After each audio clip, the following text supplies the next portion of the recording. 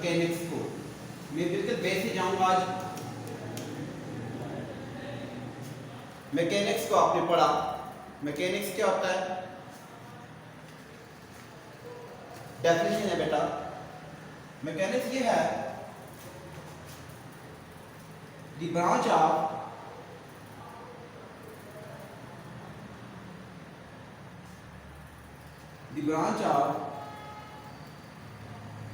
physics which deals with the study of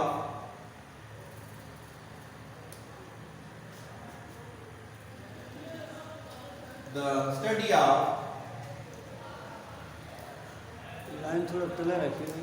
the branch of physics which deals with the study of motion of body,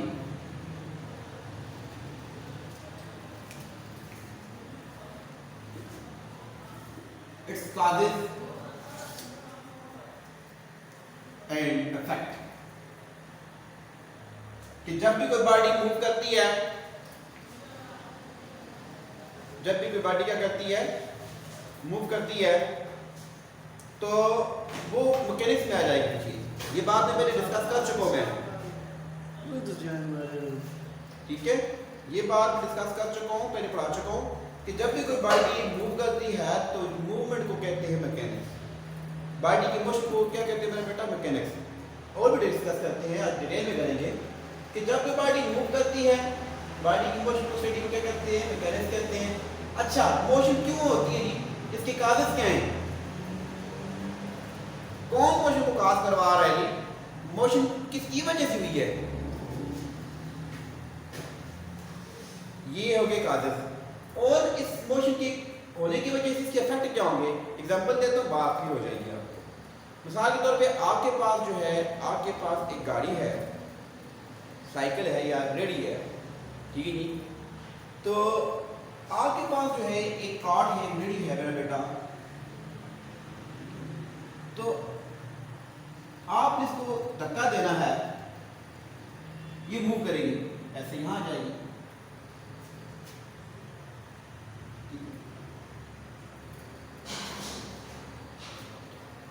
अब इस emotion को कहते हैं mechanics. इस emotion को क्या कहते हैं मेरे बेटा? मैकेनिक्स कहते हैं। अब इसमें ये भी देखेंगे, इस मैकेनिक्स में ये भी देखते हैं कि इसको किसने काज कराया? इसको फोर्स ने काज कराया। फोर्स इस पे लगी है जी, जिसकी वजह से क्या हुआ? ये मूव किया है। और इसकी मूवमेंट से क्या हुआ? क्या इफेक्ट हुआ कि इसने अपनी जगह चेंज कर दी। ये इफेक्ट आया, जगह चेंज कर दी, ठीक है। तो मैकेनिक्स में हम किस को पढ़ते हैं? बॉडी के मोशन को पढ़ते हैं, उसके काजेस को पढ़ते हैं और उसके इफेक्ट को पढ़ते हैं कि मोशन के होने से क्या इफेक्ट होता है, ठीक है। एडवांटेज क्या है, डिसएडवांटेज क्या है, ये भी हम डिस्कस करते हैं। इफेक्ट ये भी हो सकता है कि मिसाल के तौर पे मशीनरी चलती है, तो मशीनरी के चलने से उसके पुर्जे जो है घिस जाते हैं, टीयर ऑफ हो जाते हैं, इफेक्ट है। टायर चलते हैं जी, बहुत ज़्यादा चलते हैं तो टायर फट जाता है, खराब हो जाता है, इफेक्ट है। तो बॉडी के अंदर जो है मोशन को, उसके काजेस को, उसके इफेक्ट को स्टडी करना क्या कहलाता है? मैकेनिक्स कहलाता है। इसको हम पढ़ा चुके हैं बेटा, डिटेल में इसको पढ़ा था पहले चुके हैं, ठीक है बेटा। मैकेनिक्स की आगे दो ब्रांचेज है ना, ब्रांचेस ऑफ मैकेनिक्स। मैकेनिक्स की ब्रांचेस, पहली ब्रांच है जी, उसको डिफाइन करते हैं, वो है जी काइनेमेटिक। काइनेमेटिक्स क्या है? The branch of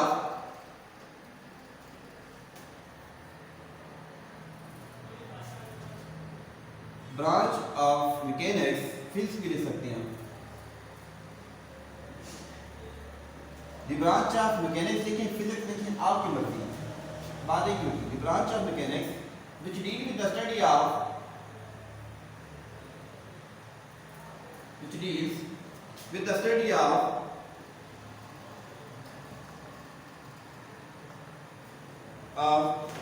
motion of a body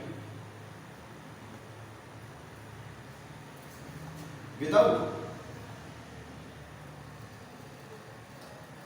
considering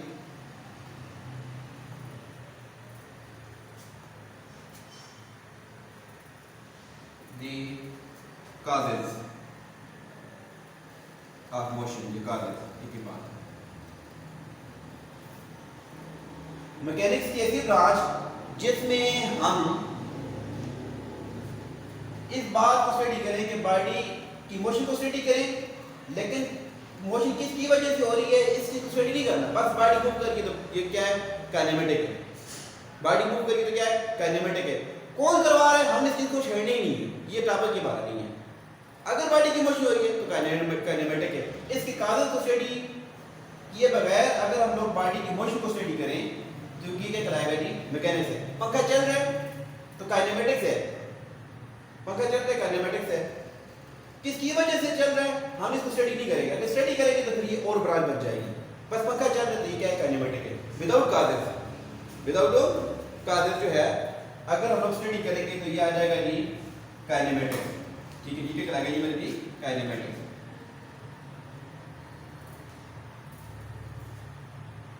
ये आपके पास चलाएगा काइनेमेटिक्स। अगर इसके कागज को बगैर स्टडी किए हम मोशन को स्टडी करेंगे तो ये होगा काइनेमेटिक्स। ठीक है जी, जैसे मिसाल के तौर पे मेरे पास ये मार्कर है, मैं इसको हिला रहा हूं, बस ये मार्कर हिल रहा है तो ये काइनेमेटिक है। आपने इस चीज को स्टडी नहीं करना कि भाई इसको कौन हिला रहा है, मेरा हाथ हिला रहा है। अगर हाथ को स्टडी करेंगे कि कौन हिला रहा है, किसकी वजह से मोशन हो रही है, इसके कागज क्या हैं, इस चीज को भी आप कंसीडर करेंगे तो ये एक नई चीज बन जाएगी, क्या, डायनेमिक्स। अगली ब्रांच का नाम है डायनेमिक्स। जस्ट डेफिनेशन है बेटा, और कुछ नहीं है, हम और डिटेल में पढ़ेंगे। जस्ट डेफिनेशन क्या है हम स्टडी करेंगे। ठीक है जी, तो डायनेमिक्स में जो है आज हम पढ़ते हैं डायनेमिक्स क्या है।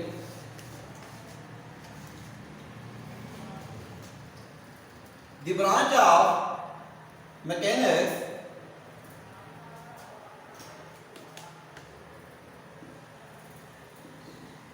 which deal with the study of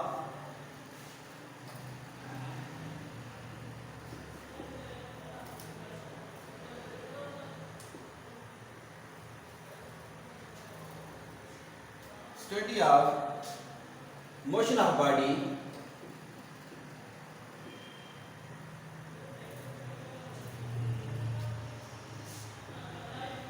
with considering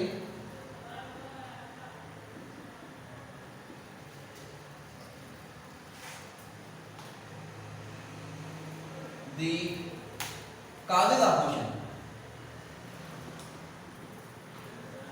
उसमें विदाउट था, इसमें विद है, किसी बात समझ आएगी जी। बगैर कागज को स्टडी किए अगर आप मोशन को स्टडी करेंगे तो वो हो जाएगी काइनेमेटिक्स। अगर आप कागज को भी साथ स्टडी करेंगे कि भाई बॉडी को कौन हिला रहा है, किसके कागज क्या हैं, इसके इफेक्ट क्या हैं, तो बेटा ये कहलाएगी डायनेमिक। क्लियर की बात। तो बॉडी की मोशन हो रही है तो काइनेमेटिक, बॉडी किसकी वजह से मूव कर रही है, डायनेमिक्स। ठीक हो गया बेटा, बात नहीं रहे। अच्छा जी, बस मोशन को स्टडी करेंगे। आगे क्या है जी, बस मोशन ही मोशन। जब भी कोई मोशन होगी तो उसको स्टडी करना काइनेमेटिक। किसकी वजह से मोशन हो रही है, डायनेमिक्स। बात नहीं क्लियर है बेटा। अगली बात है जी, अगली बात है बेटा कि अगला क्वेश्चन जो है वो ये है, क्वेश्चन आएगा बेटा डिफाइन काइनेमेटिक्स एंड डायनेमिक्स। तो आप इसको ये लिख देना मेरा बेटा, डेफिनेशन से आता है पेपर में, ठीक है, बोर्ड में समझ बात होता है। अगला क्वेश्चन ये जी, differentiate between rest and motion। आपको मैंने बताया है, फिर बता देता हूं कि डिफरेंशिएट वाले क्वेश्चन को कैसे लिखते हैं। एक तरफ लिखते हैं रेस्ट और दूसरी तरफ लिखेंगे मोशन। आप पहले इसको स्टडी करते हैं, फिर हम लोग लिखेंगे, पढ़ते हैं, देखते हैं ये रेस्ट क्या होती है।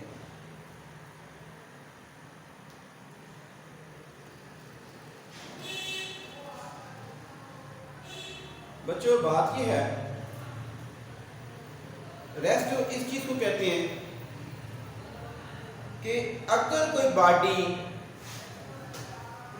ऑब्जर्वर के हिसाब से, जैसे मैं ऑब्जर्वर हूं तो ये मेरा मार्कर जो है क्या है, एक बॉडी है। मैं ऑब्जर्वर हूं, बॉडी, ये मार्कर क्या है, एक बॉडी है। अगर कोई पार्टी ऑब्जर्वर के हिसाब से अपनी पोजीशन चेंज ना करे तो बेटा पार्टी रेस्ट में होती है, या ऑब्जर्वर नहीं है। फिर अगर कोई पार्टी सराउंडिंग के हिसाब से दाएं बाएं जो आपके पास सराउंडिंग है, माहौल है, इसके एतबार से अपनी पोजीशन चेंज ना करे तो पार्टी रेस्ट में होती है। मिसाल के तौर पे आपको एक बोर्ड नजर आ रहा है कि आपकी पोजीशन चेंज कर रहा है, नहीं कर रहा, ये ऑब्जर्वर के हिसाब से भी नहीं कर रहा और सराउंडिंग ऑब्जर्वर भी मेरे हिसाब से भी ये बोर्ड ये मूव नहीं कर रहा, अपनी पोजीशन चेंज तो नहीं कर रहा ना, तो बोर्ड रेस्ट में है। और ये जो क्लासरूम है, क्लासरूम के एतबार से भी जो सराउंडिंग है इसके एतबार से भी जो है ये बोर्ड मूव नहीं करता, तो बोर्ड किस में है बेटा, बोर्ड रेस्ट में है। समझ आएगी बात? रेस्ट में क्या चीज होती है, अगर कोई भी चीज माहौल के एतबार से या किसी ऑब्जर्वर मुशाहिदा करने वाले के एतबार से अगर कोई चीज अपनी पोजीशन चेंज ना करे तो वो चीज किस में होती है, किस हालत में होती है जी, रेस्ट की हालत में होती है। इसको लिखेंगे कैसे, जरा वो भी मैं थोड़ा सा आपको बता देता हूँ, ठीक है। देखिए जी, a party is said to B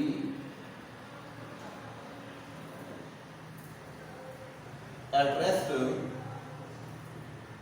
if it does not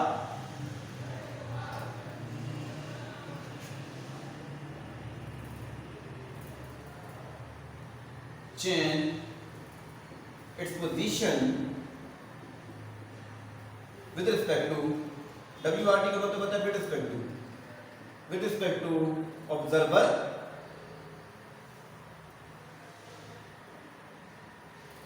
or surrounding।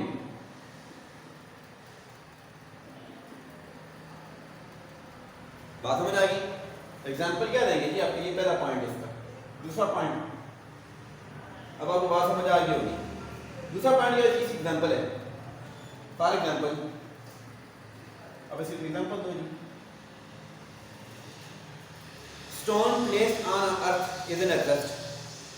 Stone है जी जो जमीन पर पड़ा है, किस पे है, रेस्ट पे है, किसके हिसाब से, सराउंडिंग के हिसाब से।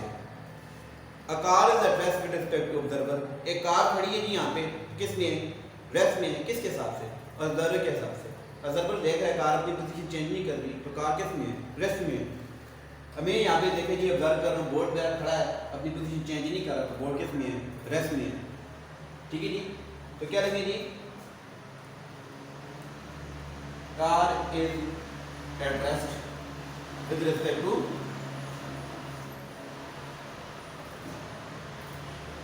ऑब्जर्वर देख रहे हैं जी उसके साथ से। स्टोन है जी, ट्री है, दरख्त चलते हैं, आजकल नहीं चलते, ठीक है, आजकल नहीं चलते, पहले जमाने में चला करते थे, आजकल नहीं चलते,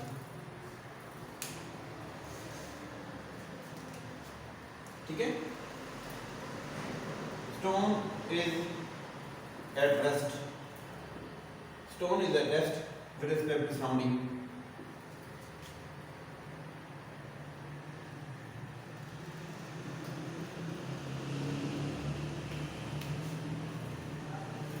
With respect to surrounding. और भी एग्जाम्पल आप दे सकते हैं जी, ट्री की एग्जाम्पल देते हैं, ठीक है, बहुत सी चीजों की एग्जाम्पल दे सकते हैं, बोर्ड की दे सकते हैं, मार्केट की दे सकते हैं। अब आ जाते हैं जी मोशन की तरफ। बेटा ये दो तरह की होता है, मोशन की जो है दो तरह की होती है, एक को एक्सप्लेन कर देता हूँ, एक को फिर कभी एक्सप्लेन करूँगा, ठीक है जी। बल्कि मोशन तीन तरह का होता है, ये भी मैं आपको क्लियर कर देता हूँ। मोशन जो है वो मानी के लिहाज से या जो हमारे डेली लाइफ में इस्तेमाल होता है ना जी, इसका मतलब ये तीन तरीके से होता है। तो जो फिजिक्स में मोशन है मैं जरा वो क्लियर कर देता हूँ, ठीक है, बाकी मैं आपको फिर बता दूंगा। अब मोशन क्या होता है, मोशन कहते हैं हरकत को, किसे कहते हैं मेरे बेटा, हरकत, ये वाला मोशन की बात होती है। और इसको कहते हैं साकिन होना, रेस्ट होना, रुकना, ठीक है, ठीक है। हरकत क्या होती है, हरकत में बरकत है। तो हरकत उस वक्त होती है कि जब कोई बंदा घर से अपनी पोजीशन चेंज करके रोजी कमाने आगे जाए तो क्या होता है, फिर बरकत होती है। अपनी पोजीशन चेंज करके आगे जाए, कमाए, तो फिर क्या होगी? इसको हरकत कहते हैं। क्या कहते हैं जी? हरकत कहते हैं, मोशन कहते हैं। अब समझ आ गई? मोशन क्या होती है? मोशन ये है कि अगर कोई बॉडी अपनी पोजीशन चेंज करके आगे जाए, पोजीशन चेंज करे, तो इसको क्या कहेंगे मेरे बेटा? मोशन कहेंगे। किसके साथ पोजीशन चेंज करे? With respect to observer, surrounding. अगर कोई भी बॉडी ऑब्जर्वर के साथ से या सराउंडिंग के हिसाब से अपनी पोजीशन चेंज करे, तो इसको कहते हैं मेरा बेटा, क्या कहते हैं मेरा बेटा? इसको कहते हैं मोशन। तो क्या लिखेंगे? A body is said to B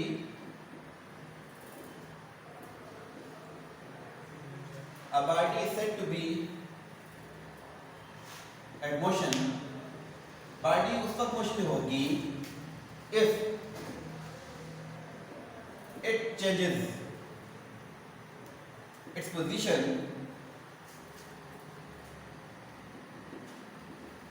with respect to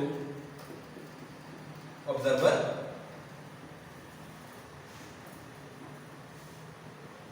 or surrounding.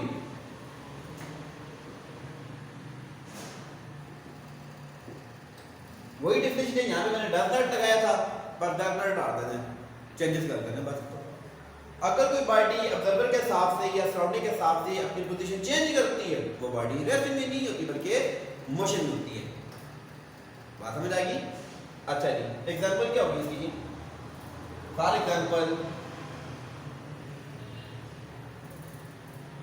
Example ये जी, आप लिख सकते हैं जी, आपके पास car is in motion with respect to observer. Observer देख रहे हैं जी कार को, कार की पोजीशन चेंज कर रही है, तो कार किस में है? मोशन में। आप ऑब्जर्वर है, मेरे मार्कर को देख रही है ना सारे के सारे, तो मार्कर किस में जी? मोशन में। नजर आ रहा मूव करते हुए, दाएं बाएं मूव कर रहा है, वाइब्रेट कर रही है। इसकी मोशन कौन सी है? वाइब्रेटरी है, मूव कर रहा है, वाइब्रेट कर रहा है, टू एंड फ्रो कर रहा है, मोशन में। ठीक है, तो आगे पास और क्या सकते हैं जी? Aeroplane in the sky is in motion. जाहिर सी बात है कि स्काई में होगा तो मोशन नहीं होगा। ठीक है जी, aeroplane in the sky is in motion.